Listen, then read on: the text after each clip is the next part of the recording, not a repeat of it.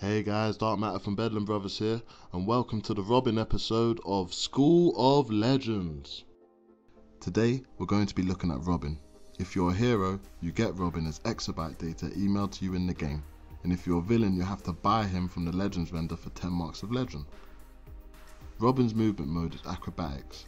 This means he can sprint across the ground, use grappling hook to go faster, climb walls and ceilings, and has a jetpack so he has a type of flight. During our test for these videos, we've managed to work out and prove that each character has a set amount of health, which varies from character to character, and naturally this affects their durability. Robin has 6,880 health, which we found to be the average level of HP for Legends characters. Some have less and some have more, but the majority we tested so far have 6,880. As with all characters, blocking counters your enemy's lunge attacks. Throughout the series, you'll see each character's lunges, so take note and learn when to block. Robin's combat style is a hybrid of the staff and batarang, which resembles martial arts. If you're familiar with staff or martial arts from the main game, you'll notice Robin isn't quite the same as either. His lunge is the staff lunge that will move you closer to your opponent and counter any enemies using range attacks. Many of Robin's combos will also counter range attacks. Whilst talking about combos, because Robin's combat style is a hybrid, you should definitely take a look at his combat list and get familiar with it to become more effective with hand-to-hand combat. Some of Robin's combos deal really high damage. This one in particular, launching roundhouse combo, deals a very high amount of damage. And as you're about to see, does 19 hits in 7 seconds and brings Harley's health down by 25%. When filming for this video, this combo took Harley from full to half health from all the crits damage that she received. Even though it's vulnerable to being blocked, if you're able to execute this combo fully and get lucky with those crits, this could easily become a finishing move. One thing to bear in mind with Robin is when tapping range attack, you will not block break a blocking opponent. However, you are still susceptible to being lunged. In order to block break with Robin, you have to use his held range attack, which can be held indefinitely, but you might not want to hold on too long as it's also vulnerable to being countered.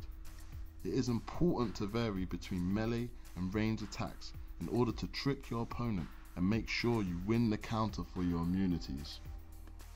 Next is Robin's power moves, starting from left to right. The first move is Baterang Stun. This is an AoE stun attack that affects the area you're looking at. The next move is called Flurry. This is an AoE damage over time knockback, which affects the area you're looking at. It's also important to note that this move is vulnerable to interrupt. The next move is called Flipline. This is a single target stun which grounds enemies. The next move is called Snare. This makes you invisible to your opponent.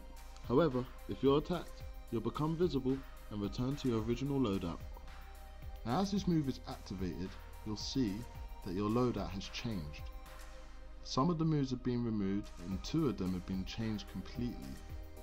Starting from the right is called Tied Up, and this attacks a single target and ties them up on the floor. It literally grounds them. The next move on the left is called Surprise Attack. Again, this is a single target hit that deals heavy damage. I've seen this move crit up to 1600 before, so it's a very strong attack.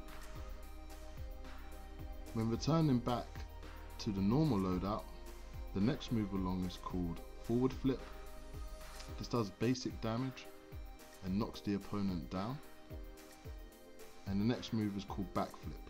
This causes basic damage, a knockback effect, and puts a considerable amount of distance between you and the target. Robin is better than what most people think.